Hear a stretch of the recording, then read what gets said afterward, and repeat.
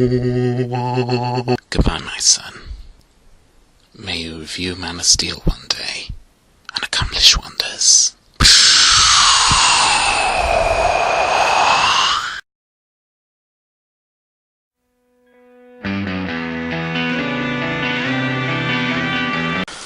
Hi there, welcome to the Fitbit Show.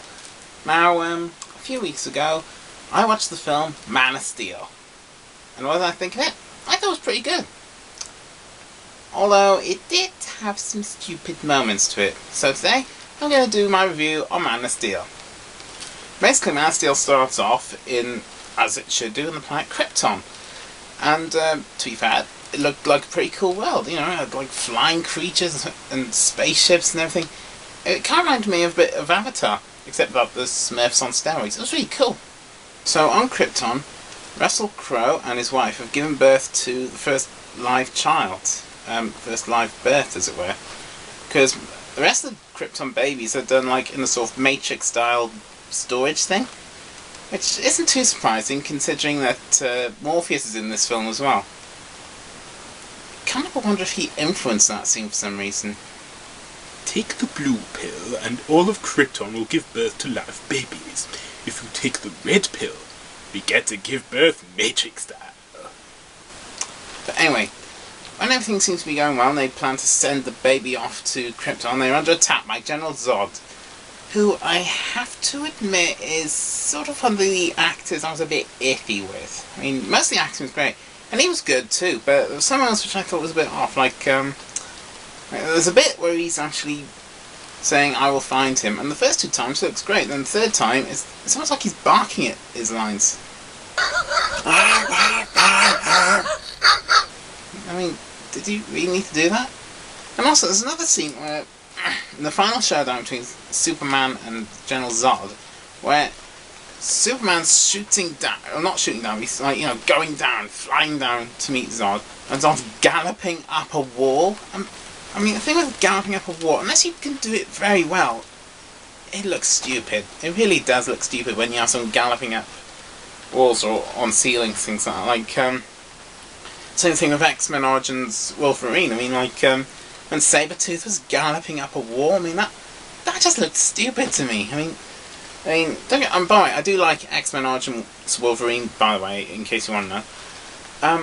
But I'm sorry, when you see a bad guy galloping up a wall, this is the image that comes to my mind every time I see it.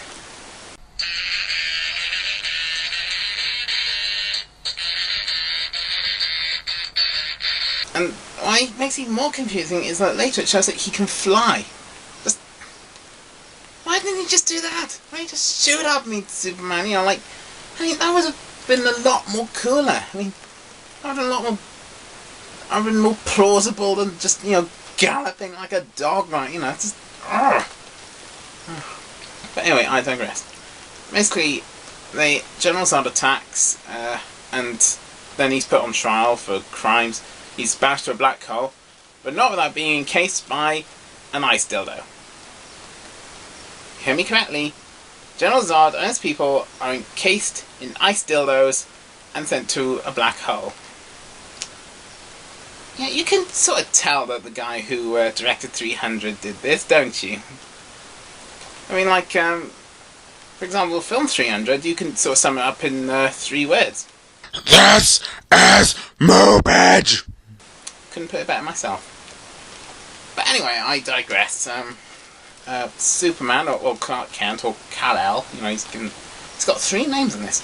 He's in Earth, and basically, it's done in an episodic way as well, like the film. Like, sometimes you see him as an adult, sometimes you see him as a kid. I think the kid scenes are probably the strongest ones, I think, in the film, because they're the ones that show his struggle, how he adapts to, you know, being on this planet which he's still adjusting to. And there's a great scene where his mum comes in, played by Diane Lane, and talks it through like a mum, you know, like saying, like, you know, look, just focus on me, focus on my voice, and that's a really powerful scene, I felt. Very well done. However, the thing with Man of Steel is that for every good scene that's in there, there's usually one that's stupid or unnecessary. For instance, there's a flashback scene where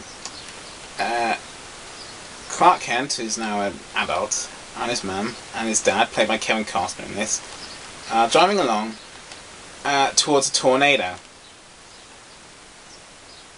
Yeah, because, you know, a gigantic tornado, blowing around, sucking everything in its path. I mean, that's an easy thing to miss, isn't it? I mean, because did you not know tornadoes, they're masters of disguise? I mean, who would have thought a gigantic tornado would be so hard to miss? Oh, God!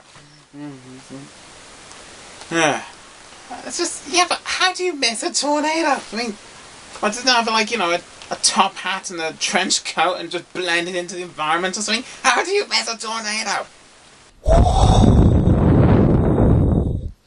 But anyway, but that's not all. Everyone evacuates from the cars because of the tornado, which everyone apparently didn't seem to see at the time. And Kevin Costner, he goes back because the dog is stuck in the car. He runs in, tries to open the door, let the dog out, and then he gets sucked up by the tornado. I just thought, couldn't that situation have been avoided somehow?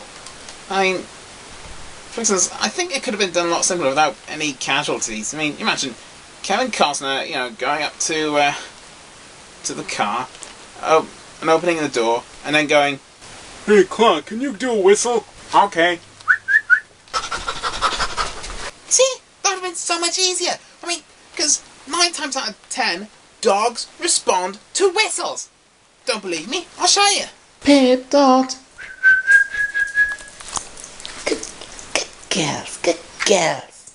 Or did Kevin Costner want to go Jesus style and go for a final descent by any chance? Kevin Costner, he died for your sins. But he was still a pretty crap Robin Hood. Yeah, I just felt like that scene should have been cut, I think, because before it establishes that Clark Kent's dad is dead. You don't know how, but I think it might have been better if you left it to the audience's interpretation of how did he die? Was it old age? Was that heart attack? Did he eat a killer bean or some kind of, just something to get the audience thinking. And some of the action scenes, most of them were great, though the last one did drag a little bit. So, to wrap it all up, Man of Steel, I believe, despite its stupid moments, sometimes incredibly stupid moments, I think it's a really good film. Not great, but it's good. I think it's definitely worth at least a watch. Because the action scenes, for the most part, were great. I love the acting. I like the guy who played Superman. My God, he looked almost like a spitting image of Christopher Reeve. That's pretty cool. And had some powerful moments, especially, to emphasise this point again, when he was a kid. Actually makes us question who we really were when we were kids. Who are we really? Maybe deep down inside we're all superheroes.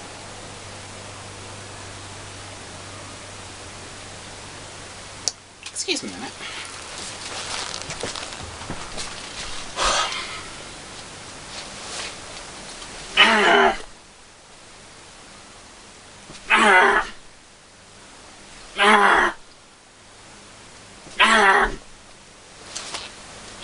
Sorry, this might take a while.